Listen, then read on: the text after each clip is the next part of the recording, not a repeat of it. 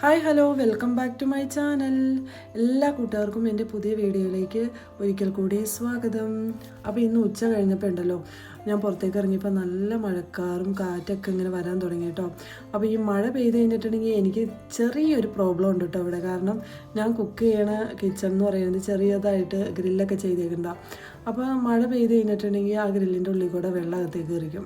അങ്ങനെ ഒരു പ്രശ്നമുണ്ട്. അപ്പോൾ അകത്ത് കിച്ചൺ ഉണ്ട്, അതിൻ്റെ അകത്ത് കുക്ക് ചെയ്ത് എന്താണെന്ന് നിങ്ങൾ വിചാരിക്കുന്നുണ്ടാവും. പക്ഷെ അതിലും വലിയ പണി എന്നേക്കാം. അതിൻ്റെ ഗ്യാസ് അടുപ്പുണ്ടല്ലോ, അത് വലിയ ഫോഴ്സിൽ കത്തുന്നില്ല. അപ്പോൾ എനിക്ക് ഈ അകത്തുള്ള ഗ്യാസ് അടുപ്പിൽ ഇന്ന് കുക്ക് ചെയ്തിട്ടുണ്ടെങ്കിൽ സത്യം പറഞ്ഞാൽ 1 മണിക്കൂർ കൊണ്ട് ചെയ്യേണ്ട കുക്കിങ്ങൊക്കെ എനിക്ക് 2-2.5 മണിക്കൂർ കൊണ്ടൊക്കെ സത്യം പറഞ്ഞാൽ തീരുന്നത്. അതുകൊണ്ട് ഞാൻ അകത്തുള്ള പരിപാടി ഞാൻ അവിടെ നിർത്തി. ഇനി ആ ഗ്യാസ് അടുപ്പ് ഒന്ന് ക്ലീൻ ചെയ്തിട്ട് വേണം അതിൽ കുക്ക് ചെയ്യാനായിട്ട്. അപ്പോൾ അതേ മഴയ്ക്ക് മുമ്പ് തന്നെ ഞാൻ വേഗം ചപ്പാത്തിയൊക്കെ പരത്തിയെടുക്കാൻ കേട്ടോ. ഞാൻ രാവിലെ തന്നെ ചപ്പാത്തിക്ക് മാവൊക്കെ ഒന്ന് കുഴച്ച് വെച്ചിട്ടുണ്ടായിരുന്നു. പിന്നെ ചിക്കൻ രാവിലെ മേടിച്ചിട്ടുണ്ടായിരുന്നു കേട്ടോ. അത് മാഗ്നേറ്റ് ചെയ്ത് മാറ്റി വെച്ചിട്ടുണ്ടായിരുന്നു. അപ്പോൾ ഫ്രിഡ്ജിൻ്റെ അകത്ത് വെച്ചപ്പോൾ ഈ ചിക്കൻ്റെ വെള്ളം ഉണ്ടല്ലോ കുറച്ച് അതിൽ ഇങ്ങനെ ചാടിയിട്ടുണ്ടായിരുന്നു. പിന്നെ ഞാൻ അതൊക്കെ ഒന്ന് ക്ലീൻ ചെയ്തിട്ടാണ് ഇതൊക്കെ ചെയ്യണേ കേട്ടോ.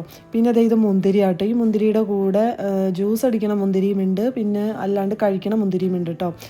സാധാരണ ജ്യൂസ് അടിക്കണ മുന്തിരിയാണ് എല്ലാവരും ജ്യൂസ് അടിക്കാനായിട്ട് യൂസ് ചെയ്യുള്ളൂ, മറ്റേത് കഴിക്കാനാണ് ഉപയോഗിക്കുന്നത്. പക്ഷേ ഞാൻ ഇപ്പോൾ കഴിക്കാനുള്ള മുന്തിരിയും കൂടി ഞാൻ ജ്യൂസ് അടിക്കാനായിട്ട് യൂസ് ചെയ്യുകയാണ്.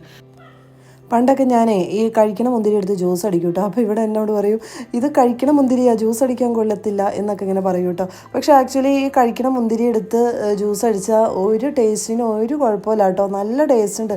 നല്ല ചൂടുള്ള ടൈമിലുണ്ടല്ലോ, നമുക്കിപ്പോൾ എന്ത് പാഷാണം കിട്ടിയാലും നമ്മൾ കുടിക്കും, അങ്ങനെയാണ് കേട്ടോ. അതുകൊണ്ട് കഴിക്കണ മുന്തിരി ഒന്ന് ജ്യൂസ് അടിച്ച് നോക്കട്ടോ.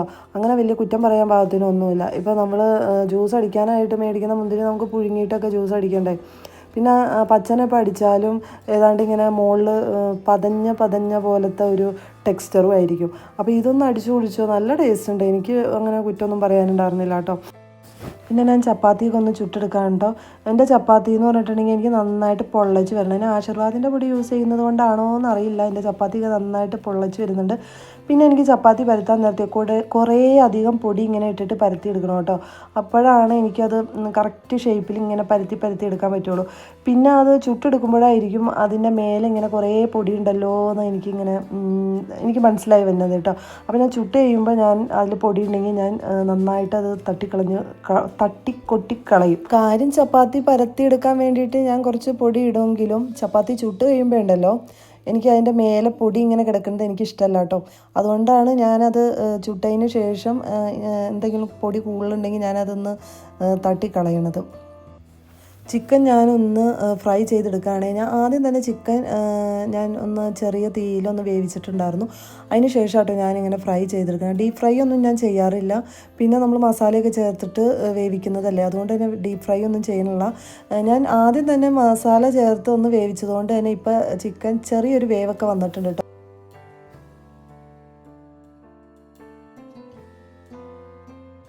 ഈ ടൈമിൽ ഇവിടെ ഒരാൾ വന്നുകൊണ്ട് എന്നോട് ഭയങ്കര ഭീഷണിയാട്ടോ. എന്തിനാണെന്നറിയാമോ, ചിക്കൻ്റെ ലിവർ വേണം ഉമ്മീന്നും പറഞ്ഞുകൊണ്ട്. അപ്പോൾ ഞാൻ പറഞ്ഞു കുറച്ച് ടൈം കഴിയട്ടെ, ടൈം ആകുമ്പോൾ കഴിക്കാമല്ലോ എന്ന് പറഞ്ഞ് ഞാൻ സമാധാനിപ്പിച്ചു. അപ്പോൾ പിള്ളേർക്ക് പറ്റില്ല കേട്ടോ. അത് ഇനി ഞാൻ നോമ്പ് തുറക്കുന്ന ടൈമിൽ കഴിച്ചാലോ എന്ന് ഓർത്ത് പിള്ളേർക്ക് ടെൻഷൻ. എനിക്ക് ഭയങ്കര ഇഷ്ടമാണ് കേട്ടോ ചിക്കൻ്റെ ലിവർ. ഇവിടെ ചിക്കൻ മേടിച്ചിട്ടുണ്ടെങ്കിൽ ചിക്കൻ്റെ ലിവർ പോകുന്നത് മൊത്തം എൻ്റെ വായിലേക്കായിരിക്കും. ഒരു കോഴിക്ക് ഒരു ലിവറല്ലേ ഉണ്ടാവുള്ളൂ. അപ്പോൾ പിള്ളേർക്ക് അത് മനസ്സിലാക്കിക്കൊണ്ട് തന്നെ പിള്ളേർ വന്നുകൊണ്ട് എന്നെ ഭീഷണിപ്പെടുത്തിയതാണ്. മര്യാദക്ക് ലിവർ തന്നോ, ഇല്ലെങ്കിൽ ഇന്ന് നിൻ്റെ കഥ കളിക്കുമെന്നും പറഞ്ഞുകൊണ്ടാണ് എൻ്റെ കയ്യിൽ നിന്ന് ലിവറും മേടിച്ചുകൊണ്ട് പോയത്. അങ്ങനെ ലിവർ കൊടുത്തിട്ടോ. കാര്യം പിള്ളേർക്ക് നോമ്പൊക്കെയാണ്, പക്ഷേ അവർ നോമ്പ് തുറക്കുന്ന ടൈമിൽ കഴിച്ചോളും. നല്ല ടേസ്റ്റുള്ള സാധനമല്ലേ ലിവർ.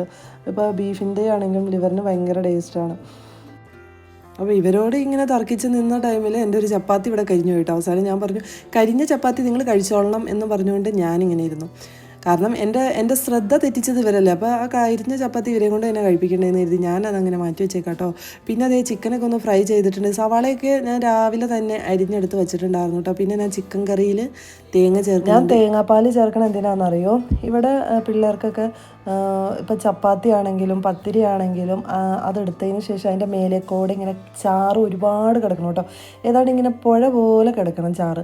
അപ്പോൾ അതിന് വേണ്ടിയിട്ട് അവരെ പറ്റിക്കുന്നത് ഞാൻ ഇതുപോലെ തേങ്ങാപ്പാൽ ആഡ് ചെയ്തിട്ടാണ് കേട്ടോ.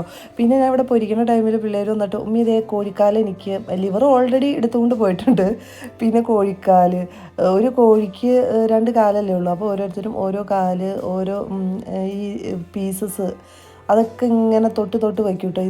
എനിക്കാണെന്നൊക്കെ പറഞ്ഞ് ഇങ്ങനെ വയ്ക്കും കേട്ടോ. ഇങ്ങനത്തെ പിള്ളേർ നിങ്ങളുടെ വീട്ടിലുണ്ടോ?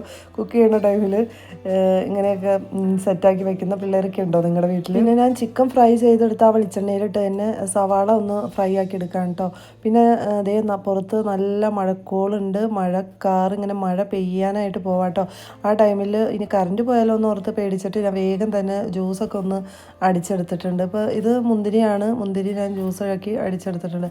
അപ്പോൾ മുന്തിരി ജാറിലിട്ട ടൈമിൽ ഞാൻ ഷുഗറൊന്നും ആഡ് ചെയ്തിട്ടുണ്ടായിരുന്നില്ല കേട്ടോ. അപ്പോൾ ഞാൻ അത് ഇതൊന്ന് അരിച്ചെടുത്തിട്ട് ഷുഗർ ആഡ് ചെയ്യാമെന്ന് വിചാരിച്ചിരിക്കുകയായിരുന്നു. അപ്പോൾ ഞാൻ വെറുതെ മോളിൽ കയറിയപ്പോൾ നല്ല കാറ്റാട്ടോ, നല്ല തണുപ്പുണ്ടായിരുന്നു. അതുവരെ നല്ല ചൂടായിരുന്ന ക്ലൈമറ്റ് പെട്ടെന്ന് അങ്ങോട്ട് മാറി. ഒത്തിരി നേരം എനിക്ക് മുകളിൽ നിൽക്കണമെന്ന് തോന്നിയതാട്ടോ. പക്ഷേ നോമ്പ് തുറക്കാനുള്ള ടൈം ഇങ്ങനെ അടുത്തുകൊണ്ടിരിക്കുകയായിരുന്നു. അപ്പോൾ പിന്നെ ബാക്കിയുള്ള ജോലികളൊക്കെ പെട്ടെന്ന് തീർക്കണ്ടേ. ഞാനപ്പോൾ മുന്തിരി ജ്യൂസ് അടിച്ചതിന് ശേഷം കേട്ടോ ഷുഗർ ആഡ് ചെയ്തത്. പിന്നെ നേരെ കൊണ്ടുവന്ന് ഞാൻ ഫ്രീസറിലേക്കാണ് വയ്ക്കുന്നത്. ഫ്രീസറിൽ വെച്ചാലുള്ള ഗുണം എന്താണെന്ന് വെച്ചാൽ പെട്ടെന്ന് തണുപ്പ് കയറും.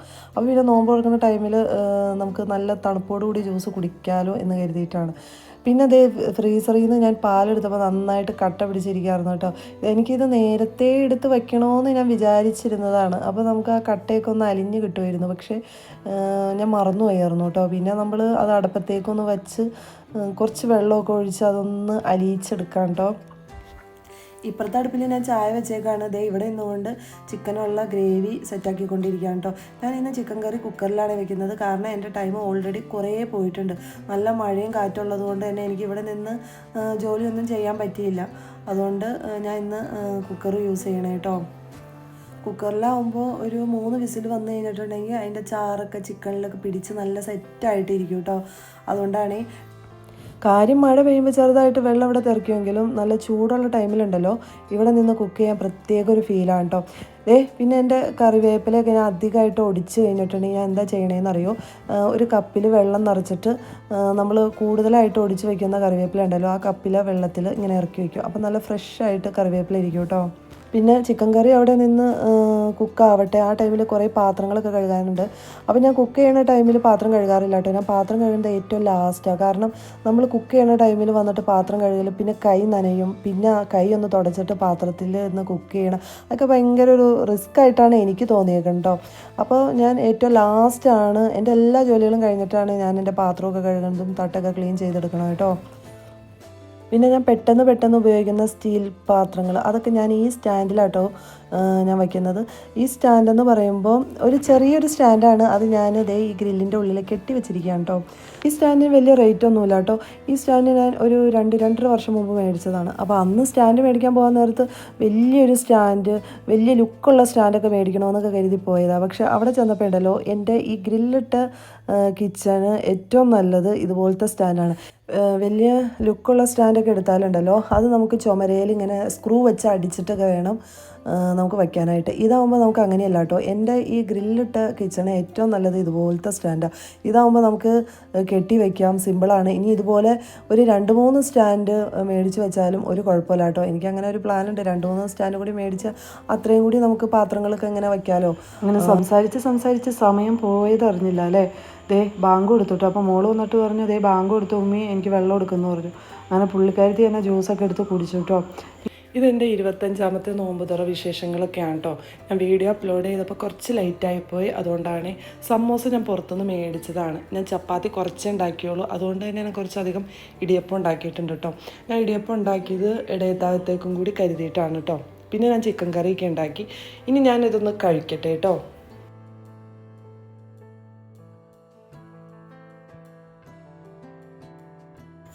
ഇവിടെ നോമ്പ് തുറക്കുന്ന ടൈമിൽ പിള്ളേരൊക്കെ ഒറ്റയടിക്ക് അങ്ങോട്ട് ഫുഡ് അങ്ങോട്ട് കഴിക്കും കേട്ടോ. പ്രത്യേകിച്ച് ഈ പൊരിച്ച സാധനങ്ങളൊക്കെ ഉണ്ടാവുമല്ലോ, സമോസ, കട്ട്ലേറ്റ്, അതൊക്കെ ഉണ്ടെങ്കിൽ പിന്നെ ഒന്നും പറയാനില്ല, എല്ലാം കൂടി ഒരുമിച്ച് അങ്ങോട്ട് അകത്താക്കും. അപ്പോൾ പിന്നെ ബാക്കിയുള്ള ഫുഡ് അരിയുടെ ആഹാരമൊന്നും കഴിക്കാനായിട്ട് പറ്റില്ല കേട്ടോ. ഈ പൊരിച്ച സാധനങ്ങളൊക്കെ കഴിച്ച് വയറ് എറിയുമല്ലോ, പിന്നെ അതങ്ങനെ കഴിക്കാനൊന്നും പറ്റില്ല. അതുകൊണ്ട് ഞാൻ മാക്സിമം പൊരിച്ച സാധനങ്ങളൊക്കെ അവോയ്ഡ് ചെയ്യും കേട്ടോ. പണ്ടൊക്കെ ഞാൻ വെറൈറ്റി ആയിട്ട് എന്തെങ്കിലുമൊക്കെ നോമ്പ് തുറക്കുന്ന ടൈമിൽ ഇങ്ങനെ ഫ്രൈ ചെയ്തൊക്കെ എടുക്കും. ഇപ്പം എനിക്ക് അങ്ങനെ വെറൈറ്റിയൊക്കെ അങ്ങനെ ഉണ്ടാക്കാനുള്ള ടൈം കിട്ടാറില്ല. അതുകൊണ്ട് തന്നെ പിള്ളേരെ പുറത്തു പോയി എന്തെങ്കിലുമൊക്കെ ഇങ്ങനെ മേടിച്ചുകൊണ്ട് വരും കേട്ടോ. പിന്നെ ഞാൻ ഫുഡ് കഴിക്കാൻ പോവാണ് കേട്ടോ. ഞാൻ ചപ്പാത്തിയാണ് എടുത്തത്. എനിക്ക് ചിക്കൻ കറി ഉണ്ടെങ്കിൽ ചപ്പാത്തി കേട്ടോ കൂടുതലും ഇഷ്ടം. മോനും ഹസ്ബൻഡും പള്ളിയിൽ നിന്ന് നോമ്പ് തുറന്നിട്ടാണ് വന്നത്. പിന്നെ അവിടെ നിന്ന് ചെറിയ കടിയും ചായയോ അങ്ങനെയൊക്കെ എന്തെങ്കിലും ഉണ്ടാവും. പിന്നെ ഇടയ്ക്ക് ബിരിയാണി അങ്ങനെയൊക്കെയുള്ള ഐറ്റംസൊക്കെ ഉണ്ടാവുള്ളൂ കേട്ടോ. പിന്നെ ഇവിടെ വന്നിട്ടാണ് ഫുഡൊക്കെ കഴിക്കുന്നത്.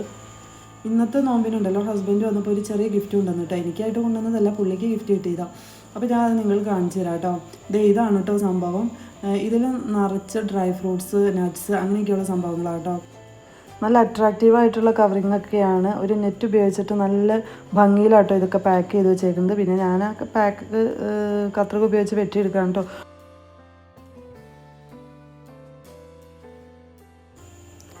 അങ്ങനെ കുറേ നേരത്തെ പരിശ്രമത്തിനൊടുവിൽ ഞാൻ ആ നെറ്റ് ഉണ്ടല്ലോ, ആ കവർ ചെയ്ത നെറ്റ് ഞാൻ ഊരി മാറ്റിയിട്ടുണ്ട്. ഇതാണ് കേട്ടോ ഗിഫ്റ്റ് കിട്ടിയത്. ഇതിൽ കുറേ ഡ്രൈ ഫ്രൂട്ട്സ് ഒക്കെ. പിന്നെ ഇതിൻ്റെ ഉണ്ടല്ലോ അടപ്പിന് ചുറ്റും ഈ ടേപ്പ് വെച്ച് ഒട്ടിച്ച് വെച്ചിട്ടുണ്ടായിരുന്നു കേട്ടോ. ഭയങ്കര ടൈറ്റായിരുന്നു. അപ്പോൾ ഞാൻ കത്തി ഉപയോഗിച്ചിട്ട് അതിങ്ങനെ കുത്തി കുത്തി പറിച്ചെടുക്കാമായിരുന്നു കേട്ടോ. ഭയങ്കര ടൈറ്റായിരുന്നു. അത് പറിച്ചെടുക്കാനും ഭയങ്കര പാടായിരുന്നു. അപ്പം ഞാൻ ഒരു സൈഡ് ഇങ്ങനെ കുത്തി കുത്തി പറിച്ചെടുത്തതിന് ശേഷം ആ വിടവിക്കൂടെ ഇങ്ങനെ കത്തി ഇറക്കി ഇങ്ങനെ കട്ട് ചെയ്ത് ഇങ്ങനെ എടുത്തു കേട്ടോ. കഴിഞ്ഞ വർഷം ഇതുപോലത്തെ ഒരു ഗിഫ്റ്റ് കിട്ടിയായിരുന്നു കേട്ടോ. അന്ന് അതിലുള്ള ഡ്രൈ ഫ്രൂട്ട്സൊക്കെ തീർന്നതിന് ശേഷം ഞാൻ അതെൻ്റെ മസാല പാത്രമാക്കി മാറ്റിയിട്ടോ. അതിൽ ഞാനിപ്പോൾ മുളക് പൊടി, മഞ്ഞൾപ്പൊടി, മല്ലിപ്പൊടി അങ്ങനെയൊക്കെയുള്ള ഐറ്റംസൊക്കെ ഇട്ട് വെച്ചേക്കാം. അപ്പം ഞാൻ ഇത് കണ്ടപ്പോൾ ഇനി അടുത്ത മസാലപാത്രം എൻ്റെ ഇതായിരിക്കും എന്നിങ്ങനെ പ്ലാൻ ചെയ്ത് വെച്ചേക്കാം കേട്ടോ. നല്ല ക്വാളിറ്റി അതിൻ്റെ പാക്കറ്റൊക്കെ പൊട്ടിച്ചിട്ടുണ്ട് കേട്ടോ. നല്ല അറേഞ്ച്മെൻറ്റ്സ് ആട്ടോ അതിൻ്റെ അകത്ത്. പിന്നെ അതിൻ്റെ സെൻറ്ററിൽ കാണുന്നത് ഈ അത്തിപ്പഴം ഇതിൻ്റെയൊക്കെ ഷുഗർ സിറപ്പൊക്കെ ആഡ് ചെയ്തിട്ടുള്ളൊരു ഡ്രൈ ഫ്രൂട്ട്. പിന്നെ നട്ട്സ്, ഈന്തപ്പഴം, പിസ്ത, ബദാം പരിപ്പ് അതൊക്കെ ആട്ടോ അതിലുള്ളത്. ഈന്തപ്പഴം നല്ല ടേസ്റ്റ് ഉണ്ടായിരുന്നു. പിന്നെ ഞാൻ അത് കുറച്ച് കഴിച്ചു. അപ്പോൾ ഇന്നത്തെ എൻ്റെ വീഡിയോ ഇത്രയേ ഉള്ളൂ.